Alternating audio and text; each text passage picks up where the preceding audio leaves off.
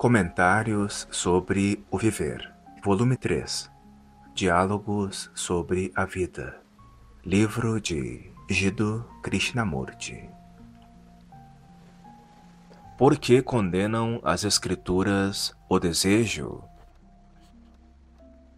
Era uma dessas cidades imensas que se estendem cada vez mais, devorando os campos, e para ultrapassar os seus limites, tivemos de percorrer milhas aparentemente intermináveis, por ruas feias, passando por fábricas, favelas, depósitos ferroviários, atravessando subúrbios exclusivamente residenciais, até, afinal, alcançarmos os começos da zona rural, onde os céus eram amplos e as árvores altas e livres. Belo dia, claro e não muito quente, pois chovera recentemente, uma daquelas chuvas macias, suaves, que penetram fundo na terra. Subitamente, quando a estrada atingiu a crista de um morro, apareceu o rio, rutilando ao sol, em seu curso através dos verdes campos, rumo ao mar distante. Sobre o rio, apenas uns poucos e desgraciosos barcos, de velas quadradas, pretas. Muitas milhas mais acima havia uma ponte flutuante, por onde o tráfego só corria numa direção de cada vez, e vimos uma longa fila de caminhões, carros de bois e automóveis, e 2 camelos a aguardarem a vez de atravessarem. Não querendo entrar naquela extensa fila, o que obrigaria a longa espera, retrocedemos por outra estrada, deixando o rio a seguir o seu curso por entre morros e prados, banhando esta e aquela aldeia, até alcançar o mar aberto. O céu estava intensamente azul, o horizonte coberto de enormes nuvens brancas, encimadas pelo sol da manhã. Tinham formas fantásticas, imóveis, distantes. Não se poderia alcançá-las, ainda que percorrêssemos milhas e milhas em sua direção. À margem da estrada crescia capim novo e verde. O verão próximo iria tostá-lo, torná-lo marrom, e os campos perderiam seu verde frescor. Mas, agora, tudo se renovava e a região era toda alegria. A estrada era bastante rude e semeada de buracos, e, embora o motorista os evitasse o mais possível, dávamos pulos a todo instante, quase tocando o teto com a cabeça. Mas o motor funcionava impecavelmente, sem estampidos. A mente notava as majestosas árvores, os montes rochosos, os aldeões, o largo céu azul, mas ao mesmo tempo estava em meditação. Nenhum pensamento a perturbava, não havia movimentação da memória, nem esforço para conservar e resistir, nem coisa alguma para ganhar no futuro. Com mais rapidez que a vista, tudo percebia a mente, mas não guardava o que percebia. Cada ocorrência passava por ela como a brisa passa por entre os ramos de uma árvore. A pessoa ouvia a conversa que se travava atrás de si, via o carro de bois e o caminhão que se aproximava, e ao mesmo tempo a mente se mantinha perfeitamente tranquila. E o movimento contido nessa tranquilidade era o impulso de um novo começo, um renascimento. Mas o novo começo nunca se tornaria velho, jamais conheceria o ontem e o amanhã. A mente não estava experimentando o novo, ela própria era o novo. Não tinha continuidade e, portanto, não tinha morte. Era nova, não tornada nova. A chama não nascia das brasas de ontem. Disse ele que trouxera o amigo para ajudá-lo a melhor formular os seus conceitos. Eram ambos um tanto reservados, sóbrios de palavras, mas disseram que sabiam o sânscrito e conheciam algo de sua literatura. Provavelmente já quarentões, esbeltos e de aparência sadia, cabeças bem formadas e olhos pensativos. Por que condenam as escrituras o desejo? Perguntou o mais alto. Praticamente todos os instrutores antigos parecem tê-lo condenado, mormente o desejo sexual, dizendo ser necessário controlá-lo, subjugá-lo. Evidentemente, consideravam o desejo como obstáculo à vida superior. O Buda falou do desejo como a causa de todo o sofrer e pregava a extinção dele. Shankara, em sua complexa filosofia, disse que o desejo e o impulso sexual devem ser contidos, e todos os outros instrutores religiosos mantiveram mais ou menos a mesma atitude. Alguns dos santos cristãos flagelavam-se as carnes e se torturavam de várias maneiras, enquanto outros sustentavam que o corpo, tal como o jumento e o cavalo, deve ser bem tratado, porém refreado. Não temos lido muito, mas, pelo que conhecemos da literatura religiosa, toda ela parece encarecer que o desejo deve ser disciplinado, subjugado, sublimado, etc. Somos simples principiantes da vida religiosa, mas, de algum modo, sentimos que alguma coisa deve estar faltando no meio de tudo isso. Uma flor com perfume. Podemos estar completamente enganados e não temos a pretensão de contestar os grandes instrutores, mas gostaríamos, se permitido, conversar convosco sobre o assunto. Segundo depreendemos de nossas leituras, nunca dissestes que o desejo deve ser reprimido ou sublimado, mas, sim, compreendido, mediante um percebimento isento de condenação ou justificação. Embora o tenhais explicado de diferentes maneiras, achamos difícil apreender o exato significado disso. E esta nossa entrevista convosco nos será muito útil. Qual é, precisamente, o problema que desejais examinar? O desejo é natural, não é, senhor? Perguntou o outro.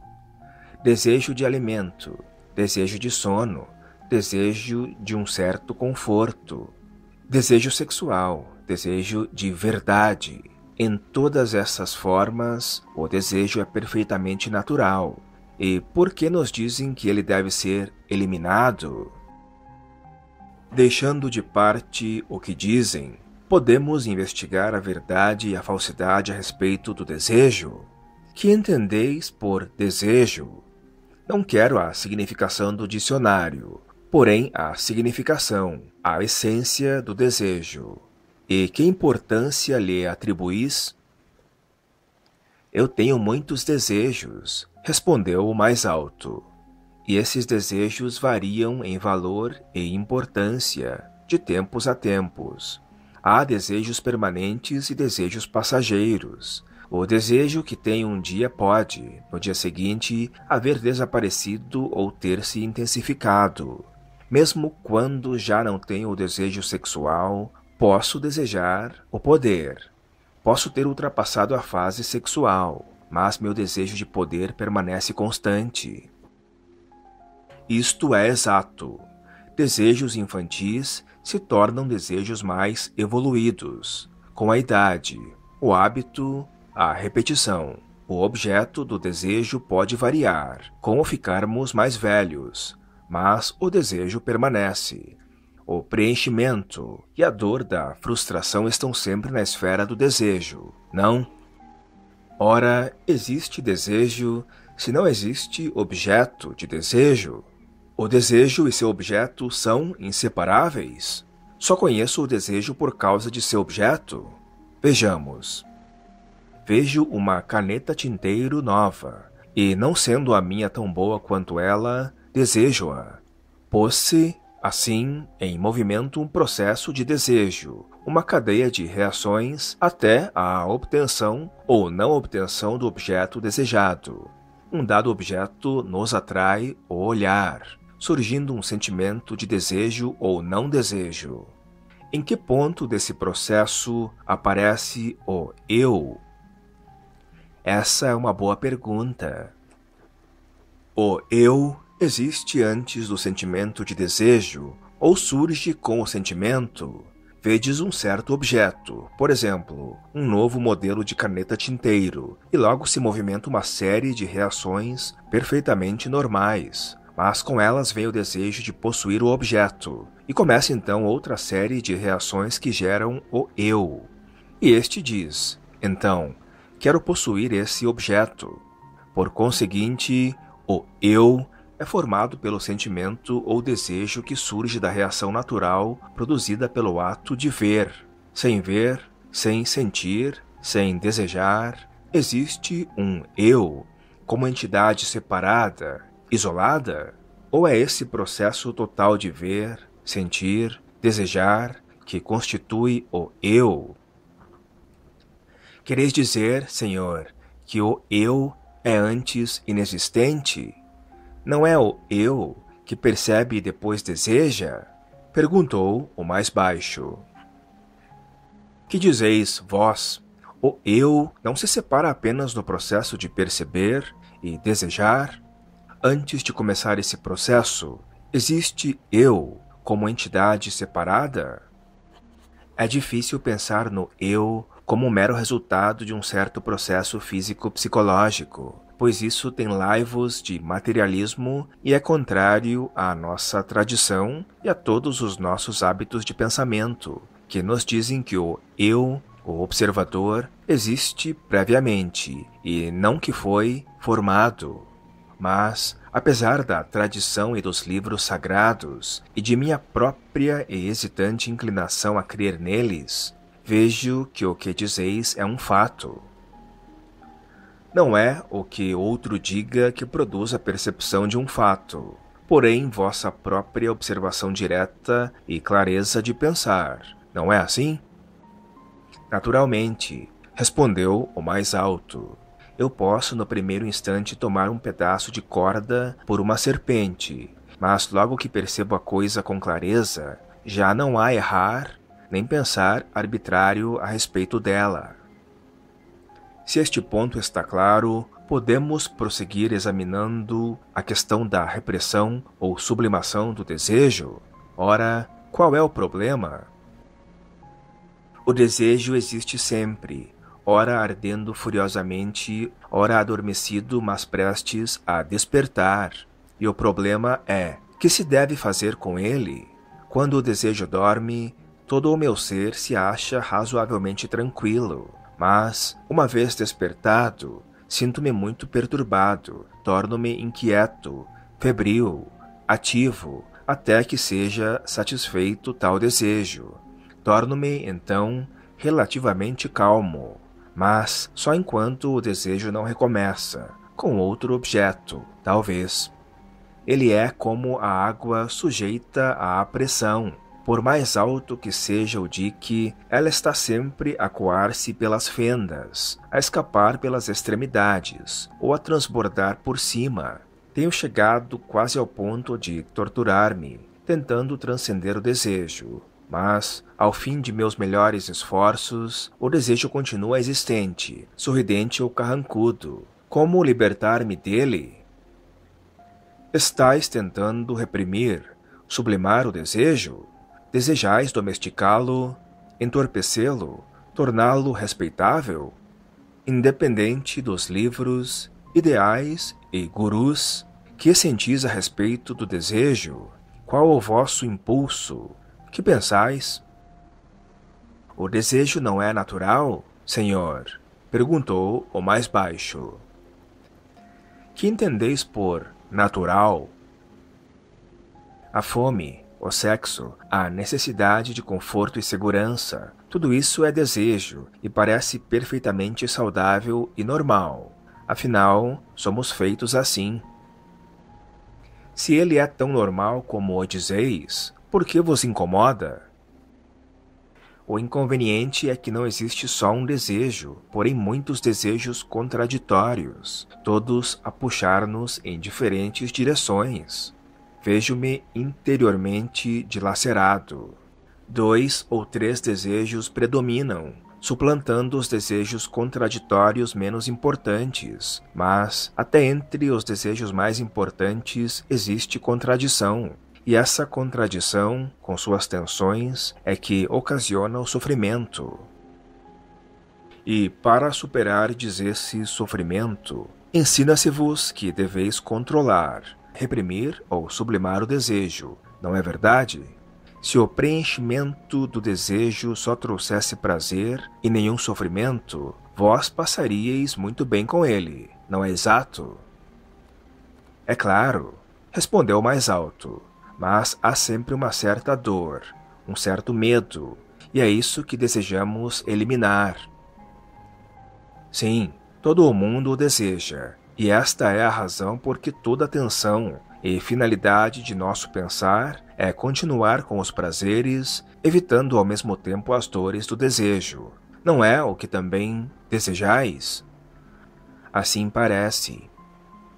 Esta luta entre os prazeres do desejo e o sofrimento que também os acompanha é o conflito da dualidade. Não há nada de muito enigmático a esse respeito. O desejo busca preenchimento, e a sombra do preenchimento é a frustração. Não queremos admitir isso, e por essa razão buscamos o preenchimento, esperando nunca ser frustrados. Mas as duas coisas são inseparáveis. Nunca é possível preenchimento sem a dor da frustração? Não o sabeis? Não tendes experimentado o breve prazer do preenchimento, e não é ele sucedido, invariavelmente, por ansiedade, dor? Tenho notado, mas sempre procuramos esta ou aquela maneira de não nos deixarmos apanhar pelo sofrimento. E tendes conseguido isso? Até agora, não, mas sempre há esperanças de o conseguir. Como proteger-se desse sofrimento é a principal preocupação de todos a vida inteira. Por isso começamos a disciplinar o desejo. Dizemos, este é o desejo correto, e o outro é incorreto, imoral. Cultivamos o desejo ideal, o que deveria ser, continuando presos ao que não deveria ser.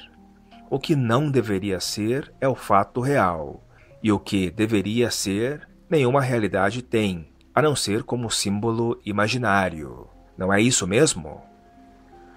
Mas, embora imaginários, não são necessários os ideais? Perguntou o mais baixo. Eles nos ajudam a livrar-nos do sofrimento. Ajudam? Vossos ideais vos ajudaram a vos libertar do sofrimento ou simplesmente vos ajudaram a continuar apegado ao prazer, dizendo ao mesmo tempo, idealmente, para vós mesmos que não o deveis fazer? E subsiste, assim, a dor e o prazer do desejo. Em verdade, não desejais ficar livre de nenhum dos dois. Preferis deixar-vos levar pela corrente, com a dor e o prazer do desejo, ao mesmo tempo falando de ideais e coisas de igual jaez. Tendes toda a razão, admitiu. Continuemos daí. O desejo não pode ser dividido em agradável e doloroso, nem como desejo correto e desejo incorreto. Só há desejo, que se manifesta sob formas diferentes, com diferentes objetivos. A menos que compreendais isso, estareis simplesmente lutando para vencer as contradições que constituem a natureza mesma do desejo. Existe então um desejo central que cumpre dominar, um desejo do qual nascem todos os outros desejos? Perguntou o mais alto. Estai-vos referindo ao desejo de segurança? Estava pensando nele, mas há também o desejo sexual e desejos de tantas outras coisas. Existe um desejo central do qual, como filhos, nascem todos os outros desejos, ou o desejo só muda, de vez em quando, o objeto de seu preenchimento, da infância à maturidade? Há o desejo de possuir, de sentir entusiasmo, de ter êxito, de ter segurança, interior e exteriormente. O desejo se entretece com o pensamento e a ação com a chamada vida espiritual e também com a mundana, não é verdade? Ficaram em silêncio por algum tempo. Não podemos penetrar mais longe, disse o mais baixo. Estamos verdadeiramente embatucados.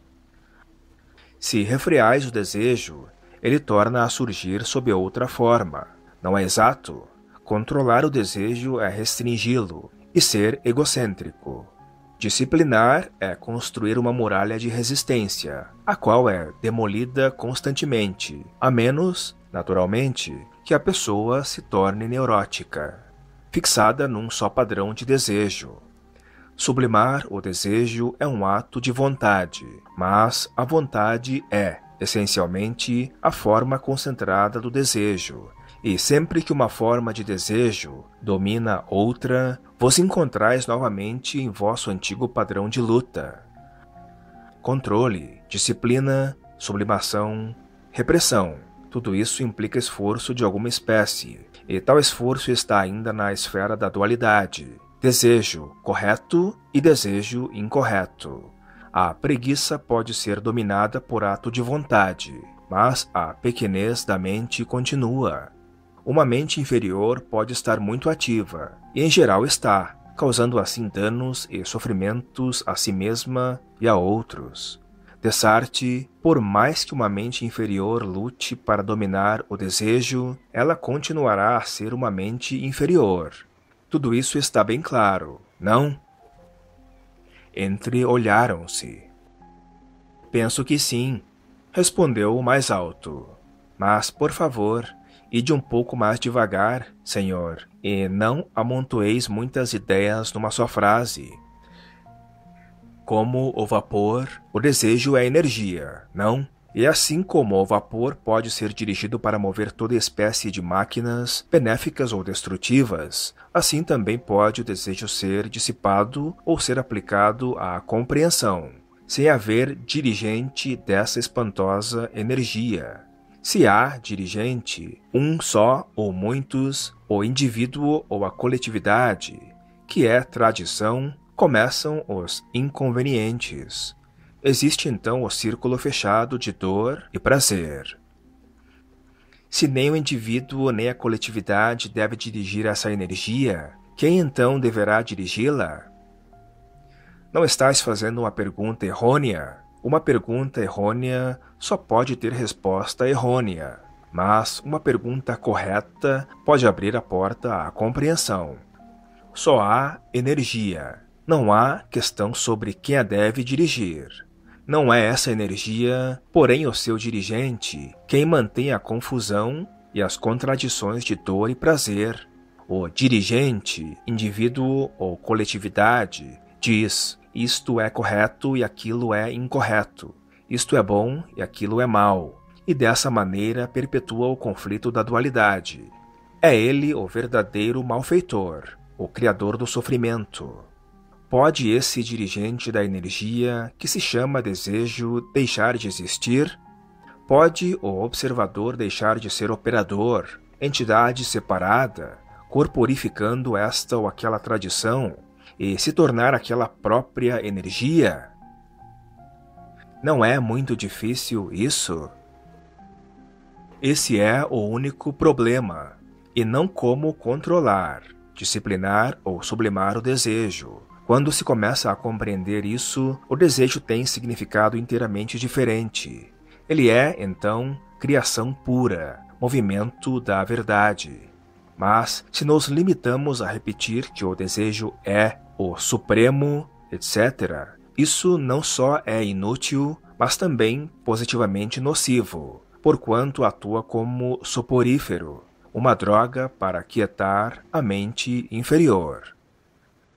Mas, como pode extinguir-se o dirigente do desejo? Se a pergunta como reflete a busca de um método, nesse caso o dirigente do desejo será produzido de novo, com outra forma.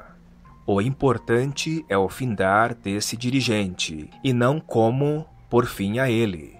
Não há como. Só há compreensão, o impulso que destrói o velho.